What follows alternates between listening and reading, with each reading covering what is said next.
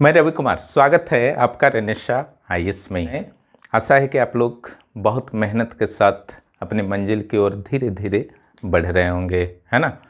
धीरे धीरे मैं और स्पीड करूंगा और भी बहुत सारे तरीक़ों को अपनाऊंगा जो नेक्स्ट वीक से हमारे मेंबर्स के लिए एक नए चीज़ होने वाले हैं। वह है कि अगर आप समय का पालन नहीं करते हैं, सही तरीके से प्रबंधन नहीं करते हैं, उसमें कुछ मार्क्स की कटौती होगी। ठीक है, बहुत ज़्यादा नहीं कटौती होगी, हल्के फुल्के मार्क्स की कटौती होगी। आज जो हम लोग चर्चा करने के लिए आए हैं मुगल स्थापत्य पर। जो भी मुझसे पर्सनल डायरेक्शन चाहते हैं जेएसएससी सीजीएल, जेपीएससी प्री और जेपीएससी मेंस के लिए, वे 9661163344 पर मैसेज कर सकते हैं।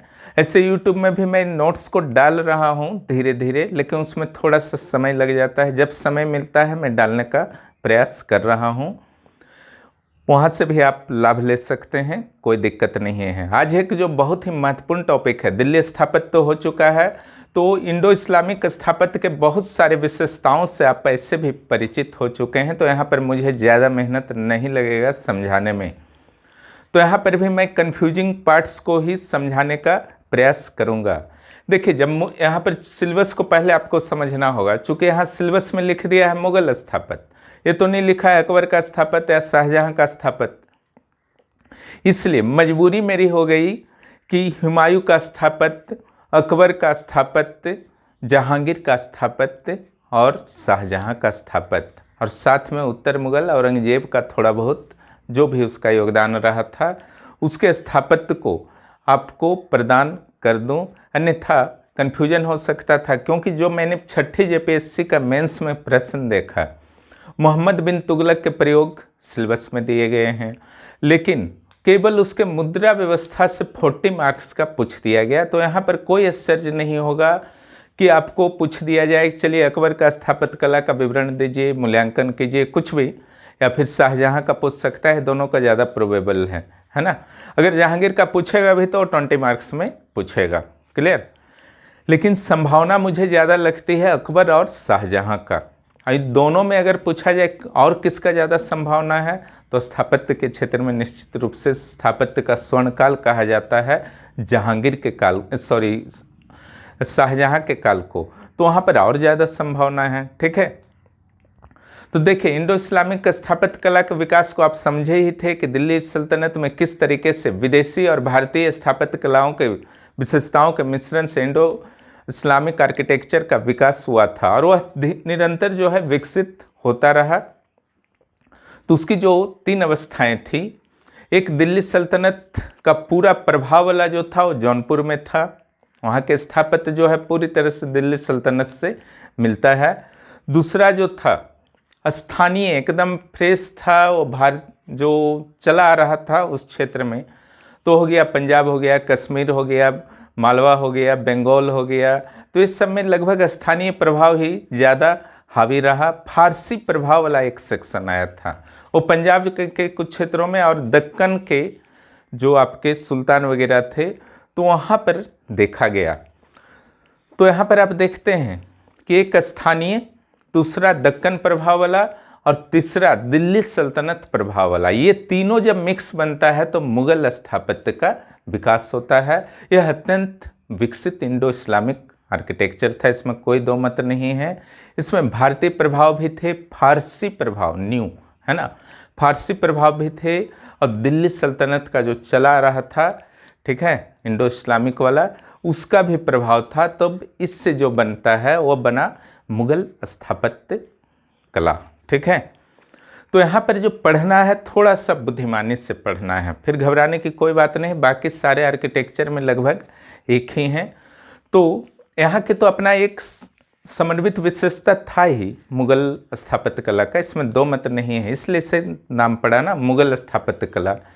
समन्वित विशेषता होते हुए भी अकबर के काल में कुछ विशिष्ट विशेषताएं थीं, जहांगीर के काल में कुछ विशिष्ट विशेषताएं थीं, और शाहजहाँ के काल में कुछ विशिष्ट विशेषताएं थीं। उसको भी आपको जानना होगा। ठीक है, मैंने उस जो एक कंबाइंड विशेषता था उसके अंदर इन तीनों कालों के स्थापत्य में भी देखा गया है कि कुछ विशिष्ट विशेषताएं थी जिसे आप उप विशेषता का संज्ञा दे सकते हैं। ठीक है, अगर विशेषता की आप बात करते हैं तो विशालता, विविधता। ये विशालता तो चला ही आ रहा था, गुंबद और मेहराब तकनीक के प्रयोग के कारण विशालता संभव हुआ था। लेकिन अगर देखा जाए तो अकबर से लेकर के शाहजहां के समय में आर्थिक स्थिति ठीक ठाक थी। हालांकि आर्थिक स्थिति थोड़ी गड़बड़ाई थी शाहजहां के काल में, लेकिन अकबर के काल में लेकिन इमारतों के विशालता में कोई कमी नहीं आई थी, है ना। तो विशालता जो आया आपका, एक तो तकनीक, उन्नत योजना, गुंबद मेहराब का प्रयोग तो अपना होगा ही, उत्कृष्ट सामग्रियों का प्रयोग होता था जिससे विशाल विशाल इमारतें निर्भय होकर के कारीगर बना सकते थे। दूसरा जो यहाँ पर खासियत पर बात हम करेंगे वह है बादशाहों का हस्तक्षेप, है ना। ऐसा अगर दिल्ली सल्तनत में देखा जाए तो सिर्फ फिरोज शाह तुगलक करता था। यहाँ पर अकबर हो, शाहजहां हो, जहांगीर हो, अपनी इच्छा अनुसार इमारतों का निर्माण करवाता था। खुद खड़े होकर ये बादशाह निर्माण कराते थे। कई लघु चित्रों में देखा गया है कि अकबर जो है खड़ा होकर के डायरेक्शन दे रहे हैं, है ना, कारीगरों को कि ऐसे बनाओ, इससे बनाओ। ठीक है, तो बादशाहों का यहाँ पर पर्सनल इंटरेस्ट था आयोजन में। कलाकारों को स्वतंत्रता प्राप्त नहीं थी, कारीगरों को, है ना। और विशालता, उत्कृष्टता इसलिए भी मेरे विचार से आई होगी, एक पॉइंट जोड़ सकते हैं कि जो भारतीय कारीगर, है ना, दिल्ली सल्तनत के काल में इस नई स्थापत्य शैली से नए नए परिचित हुए थे तो बहुत ही अनुभवी नहीं हो पाए थे। लेकिन इतने कई सदियों के बीत जाने के बाद भारत में भी कारीगरों का, शिल्पकारों का एक ऐसा वर्ग उत्पन्न हो गया था जो अब अनुभवी हो चुका था इंडो इस्लामिक आर्किटेक्चर में, है ना।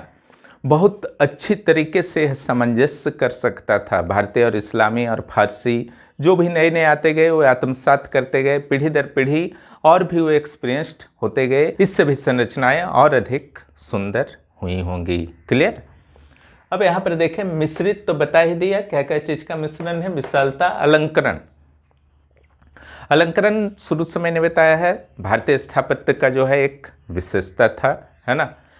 तो अलंकरण में जो है और कुछ नए नए तत्व जुड़े जो राजस्थानी गुजराती शैली से प्रभावित थे, भारतीय शैली से, बंगाली शैली से प्रभावित थे। तो यहाँ पर जो मॉफिट्स एक जानना है आपको,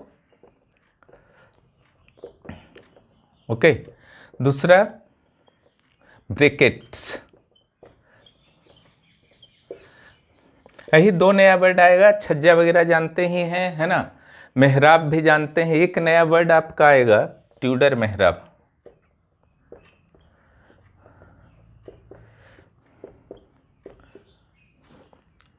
मॉफिट्स और ब्रैकेट्स आप देखते होंगे जब बड़े बड़े पिलर होते हैं, विशाल विशाल इमारतों के पिलर, है ना, तो उसमें कुछ डिजाइन बनाया हुआ रहता है, फल फूल का, पत्ती का, या फिर सर्पाकृति कुछ बना दिया, तो उसी सबको मॉफिट्स कहते हैं। ये यूरोपियन प्रभाव माना जाता है ना।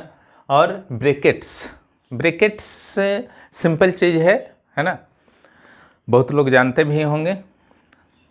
छज्जा आप देखे हैं, है ना, घर का छज्जा। क्लियर। छज्जा मीन्स आगे निकला हुआ पार्ट। इस छज्जा को सपोर्ट देने के लिए कुछ इस टाइप का आकृति रहता है ना, इसी को कहा जाता है ब्रैकेट्स। ये लोहा का भी हो सकता है ना, या फिर और रीइंफोर्समेंट आरसीसी का भी हो सकता है। लेकिन छज्जा के नीचे ठीक इस सब आकृति जो है वो क्या चीज़ में आएगा, ब्रैकेट्स में आएगा। क्लियर। ट्यूडर मेहराब ये छतरी के साथ प्रयोग होता था, है ना। छतरी भारतीय राजपूत शैली का विशेषता था। इस टाइप का छतरी सजाने के लिए बनाया जाता था। तो ये जो मेहराब है आपका नीचे में, इस टाइप के छतरी में जो मेहराब बनता है उसको कहा जाता है ट्यूडर मेहराब। एकदम आपका ये तीनों वर्ड क्लियर हो चुका है। कोई भी कन्फ्यूजन होगा आप मैसेज कर सकते हैं, कमेंट कर सकते हैं। तब चलिए मुगल स्थापत्य को हम लोग शुरुआत कहाँ से करेंगे। बाबर है, हुमायूं है। बाबर तो सिनान को बुला लिया था क्योंकि इसको यहाँ का स्थापत्य पसंद नहीं आता था बाबर को, है ना। उसने ईंटों की मस्जिद, एक स्मारक मस्जिद बनाई थी पानीपत में, ठीक है। तो ईंट का था। देखिए स्थापत्य का अर्थ ही नहीं होता है कि बाबर आया, ये मस्जिद बना दिया, ये महल बना दिया, ये बाग बना दिया, फिर आगे बढ़ गए, फिर हुमायूं का 3-4 ठो नाम लिख दिए, फिर आगे बढ़ गए, फिर अकबर का लिख दिए, फिर आगे उसका 2-4 महल वहल का नाम लिख दिए, फिर जहांगीर शाहजहाँ का ऐसे लिख दिए, औरंगजेब का बादशाही मस्जिद वगैरह लिख करके अपना कॉपी बंद कर दिए, ठीक है। एको नंबर नहीं मिलेगा, ठीक है, एकदम नंबर नहीं मिलेगा, निश्चिंत रहिए, क्योंकि वो स्थापत्य है ही नहीं। वो तो आप सिंपल जानकारी दिए किसने क्या बनाया। प्रत्येक स्थापत्य में चाहे हुमायूं का काल हो या फिर अकबर का काल हो या जहांगीर का या शाहजहाँ का, कुछ कुछ विशेष स्थापत्यों का डिटेल जानकारी आपको देना ही होगा कि अंदर में वो किस तरीके से बनाया गया है, कौन कौन सी शैली का प्रयोग किया गया है, किस पत्थर का प्रयोग किया गया है, तब ही आपको मार्क्स मिलेगा, है ना। यहाँ पर देखिए हुमायूं का मकबरा का, हुमायूं में स्पेशली कर लीजिएगा। यहाँ पर जो इसका मकबरा ही अष्ट कोणीय है, 4 बाग शैली में है। 4 बाग शैली में 4 ठो बाग है, छोटा छोटा बाग मने गार्डन, गार्डन मने उद्यान, 4 उद्यान इसलिए कहा गया 4 बाग शैली। और 4 बाग शैली में निर्मित है भारत का पहला मकबरा है ना, पहला चीज। दूसरा जो है यहाँ पर छज्जा और छतरी का बहुत ज़्यादा प्रयोग किया गया है, अष्टभुजाकार, ये भारतीय प्रभाव का सूचक है। ऊंचा चबूतरा पर इसको बनाया गया है मकबरा को, ठीक है। जो लोदी और शेरशाह का जो सासाराम वाला मकबरा है उससे प्रभावित लगता है वो, ठीक है। इसमें जो है रेड बलुआ पत्थर, लाल बलुआ पत्थर का प्रयोग किया गया है। संगमरमर का प्रयोग बहुत ज़्यादा शुरू से नहीं हुआ था। संगमरमर का प्रयोग करने का श्रेय जाता है बहुत ज़्यादा व्यापक रूप से शाहजहाँ को, लेकिन ऐसा नहीं कि संगमरमर का प्रयोग नहीं होता था, ये दिल्ली सल्तनत काल में भी होता था, खास करके लोदी और आपका खिलजी और तुगलक काल से ही आपका शुरू हो गया था, खिलजी और तुगलक काल से संगमरमर का। तो यहाँ पर क्या किया गया है, पंचधारियों में डिजाइन बनाने के लिए, है ना, संगमरमर को बलुआ पत्थर के बीच बीच में लगा दिया है। पंचधारा मैंने 5 लाइन, ठीक है। तो पंचधारियों में संगमरमर का प्रयोग किया गया है। तो लाल बलुआ पत्थर में सफ़ेद संगमरमर का जब प्रयोग किया गया है तो काफ़ी आकर्षक यह मकबरा दिख पड़ता है। इससे आप इंटरनेट में देख सकते हैं, यूट्यूब या वेबसाइट में इसके पिक्चर को ज़रूर देख लीजिएगा। और इसे ताज का पूर्वगामी माना गया है, ठीक है। इतना अगर आप लिख देते हैं हुमायूं का मकबरा में तो काफ़ी है, और लिखना ही पड़ेगा, है ना। केवल हुमायूं का मकबरा था, कौन बनाया था, ये सब लिख दिए तो इससे काम नहीं चलने वाला है। चलिए अब अकबर के काल के स्थापत्य की विशेषताओं पर विशेष ध्यान दीजिए। लिखने के दौरान आप कहाँ कहाँ पर ध्यान देंगे, किस स्थान पर विशेष केयर करेंगे, उस पर मैं चर्चा करता हूँ, बाकी आपके नोट्स में है ही, है ना। यहाँ पर देखिए किला तो वह बहुत जगह बनाया था, ठीक है, महल या फिर शहर भी बसा दिया था, ठीक है, आगरा हो, लाहौर हो। लेकिन जो फतेहपुर सिकरी का सेक्शन है वहाँ पर जो उसके स्थापत्य की शैलियाँ दिखती हैं, स्थापत्य के उदाहरण मिलते हैं, वह अद्वितीय है, ठीक है।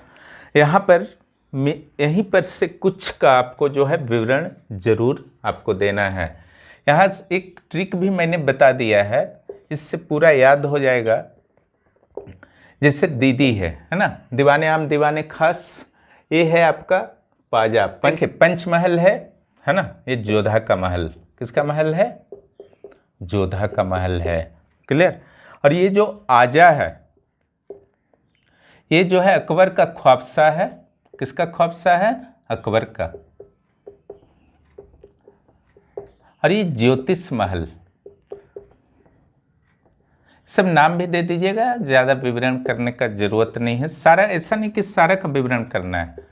बाजा में आ जाएगा बिरबल महल और जामा मस्जिद, जहां 26 जून 1579 को, ठीक है, यहीं पर खुतबा खुद से पढ़ा था अकबर, वही जामा मस्जिद फतेहपुर सिकरी का। इसी के पास से सलीम चिश्ती का मकबरा, इसको भी आप यहीं पर साथ में याद कर लीजिएगा। मरियम का माने मरियम का मीन्स कोठी, मरियम का कोठी, ठीक है।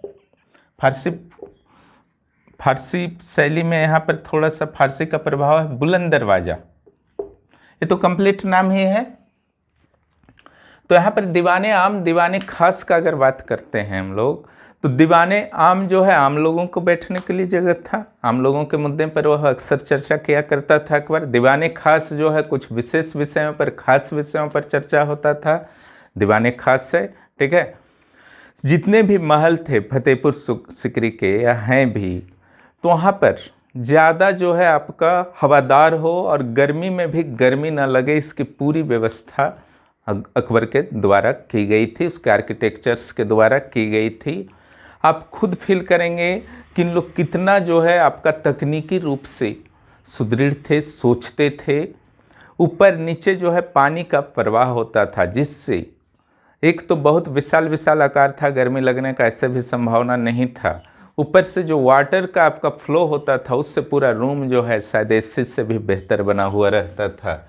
तो दीवाने आम दीवाने खास में जो खासियत था, दीवाने आम जो मैंने बताया था अकबर के धार्मिक नीति में एक आयताकार प्रांगण नुमा था, है ना। तो वो पश्चिम की ओर अकबर का सिंहासन था दीवाने आम में, समझ रहे हैं ना, जिधर किबला दीवान होता है, मक्का जिधर होता है। तो यह आध्यात्मिक सर्वोच्चता को पैगंबर के समीप, ईश्वर के समीप, ठीक है, आध्यात्मिक सर्वोच्चता को संभवतः हुआ प्रदर्शित करना चाहता था। दीवाने खास में भी लगभग वही हाल था, पश्चिम की ओर उसका सिंहासन था, खास लोगों के साथ चर्चा करता था। अंतर सिर्फ इतना था कि जो वहाँ पर सिंहासन था वह कमल नुमा था, जो देवी लक्ष्मी का प्रतीक था, समझ गए। ये दीवाने आम दीवाने खास हो गया। जोधा महल, है ना, जोधा महल जो था आपका, उसमें दो पार्ट बटे हुए थे स्पष्ट रूप से। एक नॉर्थ की ओर, उसे ग्रीष्म विलास कहा जाता था, एक साउथ की ओर जिसे आपका शीत विलास कहा जाता था। क्लियर, ताकि धूप वगैरह की कमी महल में ना हो। ये भी वैज्ञानिक तरीके से बनाया गया था। आपको पता है सूर्य जो है शीतकाल में दक्षिणायन हो जाता है, इसलिए शीत विलास दक्षिण की ओर। हर जगह रटने के पीछे मत पड़े रहिए, है ना। सूर्य ज्योग्राफी में आप जानते हैं दक्षिणायन होता है ना, यानी कि शीत ऋतु के दौरान जो है सूर्य के सीधी किरणें कहाँ पड़ती हैं, मकर रेखा पे पड़ती हैं। तो दक्षिणायन हुआ ना, ऑस्ट्रेलिया तरफ चला जाता है, इसलिए शीत विलास जो है दक्षिण की ओर उसमें बना था। बाकी जो भारतीय गुजराती राजस्थानी शैली का प्रयोग किया गया था वो सब आप लिख सकते हैं। टाइल्स का प्रयोग किया गया था छतों में, वो सब कोई मैटर नहीं है ना। अकबर का ख्वाबशाह छोड़िए, ज्योतिष को छोड़िए, सब सिंपल है। जामा मस्जिद, बिरबल का महल, ठीक है। जामा मस्जिद जो था, इसका एक खासियत मैं बताना चाहता हूँ, इसका डायमेंशन 432 फीट गुना 515 फीट स्क्वायर में यह फैला हुआ है, काफ़ी बड़ा आकार में है ना। हालांकि ताजमहल से काफ़ी छोटा है। इसका जो सबसे बड़ा खासियत जिसको आपको ज़रूर लिखना चाहिए फतेहपुर का जामा मस्जिद का, किसका जो फ्रंट का मेहराब था ना, वो पीछे वाले गुंबद से भी ऊंचा था। ऐसा कहीं नहीं देखा जाता है। क्लियर, गुंबद ही सामान्य रूप से ऊंचा, इसका मेहराब ही ऊंचा था। एक चीज़ बस इस जामा मस्जिद के बारे में केयर कीजिएगा। क्लियर, एक बुलंद दरवाज़ा। तो देखिए अकबर के समय संगमरमर का प्रयोग होता था, लेकिन लिमिटेड होता था। मुख्य रूप से लाल बलुआ पत्थर, सुदृढ़ता पर अकबर ने ज़्यादा ध्यान दिया था। सुदृढ़ता पर अकबर ने ज़्यादा ध्यान दिया था, सौंदर्य पर कम ध्यान दिया था। ये भी बलुआ पत्थर से निर्मित है, लाल बलुआ पत्थर से। हालांकि इसमें संगमरमर का भी प्रयोग किया गया है। गुजरात विजय के बाद इसे जानते हैं बनाया गया था। इसकी हाइट जो है लगभग 54 मीटर है। अगर जहांगीर के स्थापत्य की बात किया जाए तो वहाँ पर दो चीज़ों को ध्यान रखिएगा जहांगीर के स्थापत्य में। इस सूत्र को एकदम रट जाइएगा, ट्रिक को, है ना।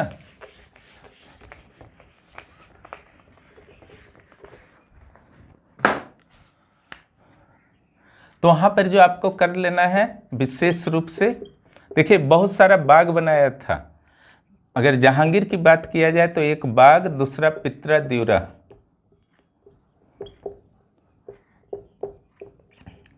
पत्थर में खोद खोद के सुंदर से रत्न वगैरह या कोई चीज अलग कलर का पत्थर सब सजाना पित्रा द्यूरा कहलाता है। इसका प्रयोग पहला बार किया था जहांगीर। लगभग 777 बाग बनाया था, ये भी स्थापत्य में आता है।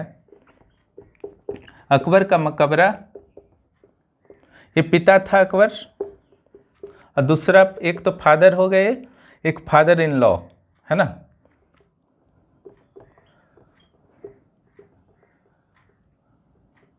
इत्मदुद्दौला है ना का मकबरा आगरा में।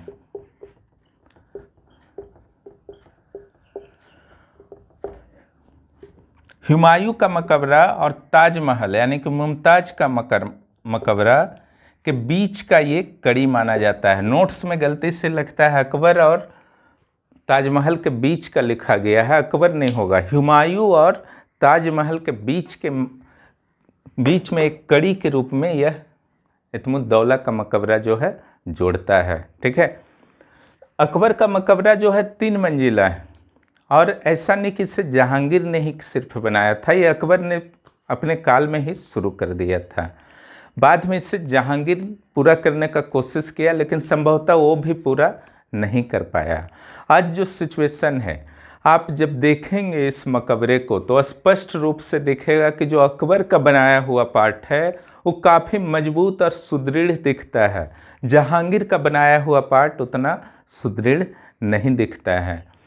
उसके अलावा यह चबूतरे पर है, वो सब नॉर्मल है। ऊपर जो आपका है दीवार बना हुआ है, लेकिन उसके ऊपर जो गुंबद होना चाहिए वो नहीं है। संभवतः वो दीवारें इसलिए बनाई गई थी, खुला स्थान है ना, ऊपर की मंजिल में दीवार तो है लेकिन ऊपर खुला है, तो संभवतः वहाँ पर गुंबद बनाने का प्लान रहा हो, जो किसी कारणवश पूर्ण नहीं हो पाया है।